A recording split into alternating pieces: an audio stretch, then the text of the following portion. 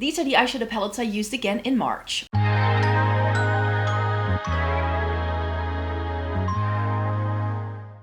Welcome to everyone watching today. Thank you so very much for joining me. Today I have 6 eyeshadow palettes that were in my Shop My Stash for March because I really wanted to go back to them. Some of these are old favorites, some of these are newer favorites, but I already kind of knew that I liked all of these. I just wanted to make sure that I use them again because there's a couple here where I'm like, I haven't used you in a while, so I really needed to make sure to go back to them. And this was really successful. I was really sort of inching into spring already with a lot of my selections, and I was completely here for it. So let me show you. So first things first, when spring hits and the nicer weather rolls around, I start loving my warm tones again. We all know I've sort of built this channel on cool recommendations for people with fair skin. That's sort of my niche because I have neutral skin that leans a little bit more cool toned. So cool to neutral is usually what I call it. So I'm not necessarily super cool toned. I can wear a lot of different things as a result. But I do feel that if I wear cool tones, I just feel my best, and those are the things that I find complement my features most. So my skin is a little bit more pinky toned. There are just a couple of features that are going on that make me more cool toned than you might expect. But because I'm neutral and I can therefore wear a lot, I do like to wear warmer toned neutrals from time to time. And usually the spring summer season is when that switch sort of happens. The sun comes out and that's when I want to wear warm tones. So that's also what happened here. This is the Romand Mahogany Garden. It's actually called officially the Better Than palette in 02 Mahogany Garden. And this is beautiful. It's absolutely stunning. These are not the types of shades that you will usually see me gravitate towards. It's quite orange, and orange isn't necessarily my favorite shade of any sort of color. But we do get some browns in here. The shimmers are amazing, so you can really tone it down. And as orange as this looks, if I hold it up close, there is a mutedness here that I feel complements my features quite a lot. If I wear this, I feel super pretty. It is just very effortless as well. It's why I like K-Beauty makeup overall, with how easy it is to use and apply and to achieve a very wearable, great for work kind of look without too much effort. I love a bit of full glam as well, don't get me wrong. I usually wear a full face of makeup to work anyways, but with things like this, I really feel it's very effortless. Yes, K-Beauty makeup tends to be a little bit more sheer, but that's the vibe that it's supposed to give off. These aren't supposed to be incredibly pigmented shadows. They're not designed to give you that. So if that's not your vibe, just stay away from these. But I've seen quite a lot of creators reviewing K-Beauty and then not taking it for what it is and saying, but I want these to be more pigmented, and then say it's bad shadow. It's not bad shadow because it wasn't intended to be incredibly pigmented. I've got other things in here today that are incredibly pigmented. So this Romand sort of palette I love. I think I have 5 of these.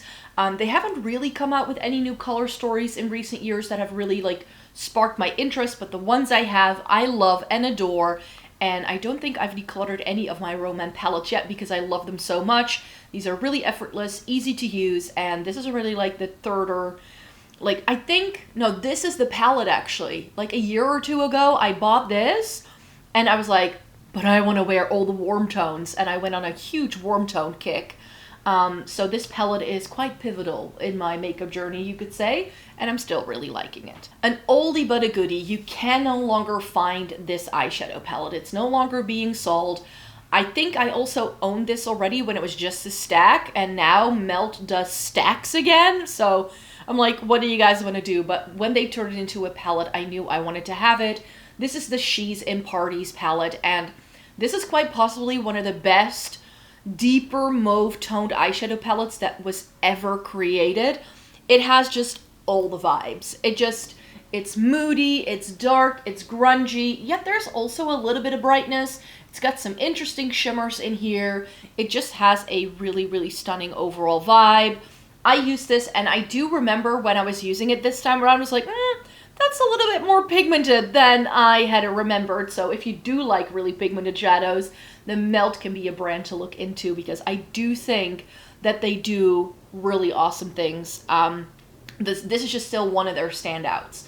I don't really think we're getting a lot of these types of color stories at the minute, because this isn't really trending. However, I do feel there's a space for these like burgundy mauve tones again. We're seeing like, you know, the Chanel Rouge Noir collection that came out recently. So I'm really hoping that Melt brings this back, maybe again as a stack, or that another brand does something similarly to this. I don't feel that since this we've had anything that sort of resembles this. The new Catrice Deep Velvet palette, I think, is like a drugstore affordable version of what this can do. That does skew a little bit more burgundy. I feel this has a slightly more grayish purple vibe to it than the Deep Velvet from Catrice. I mean, we get burgundies in here.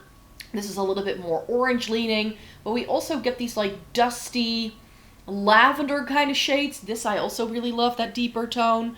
But this just has some amazing shades in, and I really enjoyed wearing this again. A palette I had already clocked in January that I was gonna have to create, like use again as part of like my winter to spring transition was my Huda Beauty Mercury Retrograde. I've had this palette for years, and this is also long since discontinued. And the only reason this gets to stay is because I already own it, and I still really like the quality of it. I did go for different shades this time, because when I selected this, I was like, I'm for sure going to go for like the turquoisey purpley things at the top, because hey, we're doing spring summer, right? Or transitioning into spring, right? No, I went for these two. I don't know, I think it's because I was using the Romance palette, I was really feeling shades like this, but essentially I just did a look with those two shades, and that was about it. I put this one in the crease and then this one all over the lid, and I really liked it. And this shade, like, it looks like a peachy sort of shade, but then when the light hits it, it has this pink reflect. It's so stunning. I really enjoy playing with this one again. It reminded me how good these bigger palettes from Huda Beauty are. I did declutter a couple over the years, especially my smaller palettes from Huda Beauty, because those were too similar to other things I've already owned. But the three that I now have, I feel are still unique in my makeup collection, and that's the only reason why they get to stay, because I'm like, I don't have to buy something like this again because I already own it, and these are still good to go, so that's why. The Fairy Frolic by nowadays called Unearthly, but when I bought this, they were still called Alien Cosmetics. That's how old this palette is. And I do feel that when I was using this did show a little bit of it being an older palette. I can now confidently say that Unearthly has definitely changed for the better. For a while there, I wasn't a huge fan of the new Unearthly formula, but I've tried a couple of the palettes that they released in 2025, and those I had no issues with, and it's definitely an upgrade from the formula we get into this. I don't think they still do this exact palette, but I do feel that the brand still gives us vibes like this. I really enjoy this because it has a couple of very sort of earthy, botanical looking shades in, and I like those. But here again, very uncharacteristically, is that a word? Uncharacteristic, what, I can't even say it a second time. But I went with the golds. Those are not shades I normally go for, but I was like looking at this palette, and whenever I go into this, I always go for the purpley tones with a pop of green, and this time I was like, I want to go for these two. So that's what you mainly see, and then I did put this like lime sort of shade, but it looked more yellow on my skin tone. I felt that a lot of the green that you see in the pan kind of disappeared, but that's why it went really well with these yellow tone golds. And this, even though it's like a, I would call it a bronze gold, it's sort of like an antique gold, but an antique gold without the green. There's a lot of warmth here. These are not shades I normally gravitate towards, but I was really feeling it. I was like, okay, I just want to put that all over the lid and call it a day. And I really liked it. What I did notice is that this matte had quite a bit of kick up. I think that's just a shade because I did use this deeper matte as well in the middle, and it didn't have that, so it's just that one particular pan. But yeah, this is still a lovely color story. I've kept it in my makeup collection yet again when I decluttered my makeup last March, and I still really enjoy this. And then, of course, we all know that I love me some Natasha Denona. I really enjoy this eyeshadow formula. It's one of my favorites. But if you saw my March declutter, then you know that I got rid of quite a few of my Natasha Denona eyeshadow palettes. Not just the minis, those are all gone, but also some of these bigger guys. And the main reason for it is that the color stories just aren't unique. They aren't anything special compared to a lot of the other things I have in my makeup collection. So I want to keep some because I love the formula. Hands down, one of the best eyeshadow formulas on the planet. But I've also realized that I don't need to realistically keep everything that I've ever owned just because I like the formula. If it no longer serves a purpose in my makeup collection, if it's too similar to other things, I can still love the formula. But if I'm reaching for other things over it, because I like the color story a little bit better, then that's what's going to stay. And therefore, some of my Natasha Denona had to go. The Retro Glam is one that's staying because I really think this is a unique color story in my makeup collection. And here again, you might expect me to go for the cool tones with the greens. That's what I normally do when I reach for this palette. I went for the pinks this time. I really wanted to do some pinks. So again, very out of character for what I normally go for, but I was really feeling it. So, and I think it also went really well with the rest of my makeup that day. So that is something that I did really enjoy. I still love this palette to pieces. And someone actually commented on my declutter, like, you call things favorites, but I can't really see that you've used them. I have a lot of makeup, so you're not likely going to see a lot of usage on a lot of my eyeshadow palettes because I just have so many and I rotate through them all the time. And secondly, I'm the type of person that if something is my favorite, it becomes this very precious item in my life, and I tend to not reach for it because of it, because I don't want to ruin it. So that's something that on a personal level I've been trying to deal with because I have plenty of makeup. It's okay if things get ruined, but I tend to take really good care of my makeup. So that's why even though I've used things a ton, you will hardly see any sort of obvious usage stuff. Like even eyeshadow palettes that I've had, I'm currently no longer using, like the Urban Decay Naked, like original palette. That was one of my first ever full-sized eyeshadow palettes I ever bought. But because of how I've used it, you can barely tell that I've used it. Even if I had something for years, because I'm so careful with how I stick a brush in, how much pressure I apply when I pick up the product. And for instance, with the Fairy Frolic, yes, it had a lot of kick up, that yellowy matte that I used. But I clean my palettes after every single use, so before it ever goes back into the makeup drawer, there is hardly any evidence of me having ever used the eyeshadow. So that's why even if I call something like a favorite, it doesn't necessarily mean that you're going to see that it's a favorite just from looking at the palette. I feel like there is something else that needs to be done there.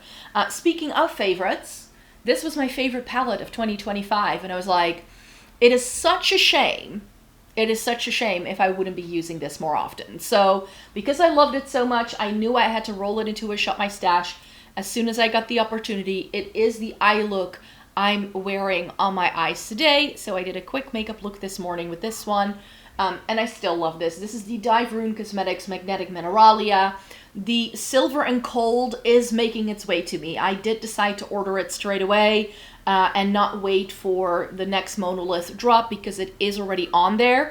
In case you don't know, I am affiliated with Monolith and you can get 5% off of your order if you use my code, which is always in the description box down below. But just to be sure, I'll pop it on the screen right here as well. But this is absolutely stunning. I really enjoy this palette. It was such a good decision for me to have bought this. It's got cool tone neutrals, it's got purples, and then these like greeny, yellowy sort of neutrals. And that's, again, what I mainly used. Normally, like, I would gravitate mostly towards like these kind of shades, but like this entire top row with this, you just know I love, right? The bottom row as well, with like the cooler gray leaning sort of shades. Stunning.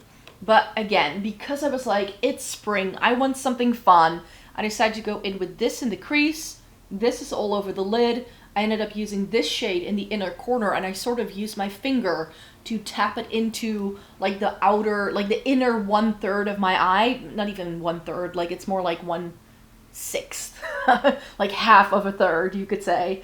And then I used this matte purple to have a bit of eyeliner, and I used this purple all along the lower lash line, and a little bit of this more holographic looking shade on the inner, like on the inner third of my lower lash line. So that's the quick look that I did with this, and like I said, I can confirm that I still really enjoy this eyeshadow palette. It's still like one of the best color stories ever made, and I do really enjoy this formula. I did try a different Dieverune Cosmetics palette before I ever tried this one, but I've not tried too many things of them, so I can't really say whether this is an indie brand that has the same status in my brain as, for instance, a Bella Beauty Bar or a Blend Bunny, where I just love a lot of the things that they do.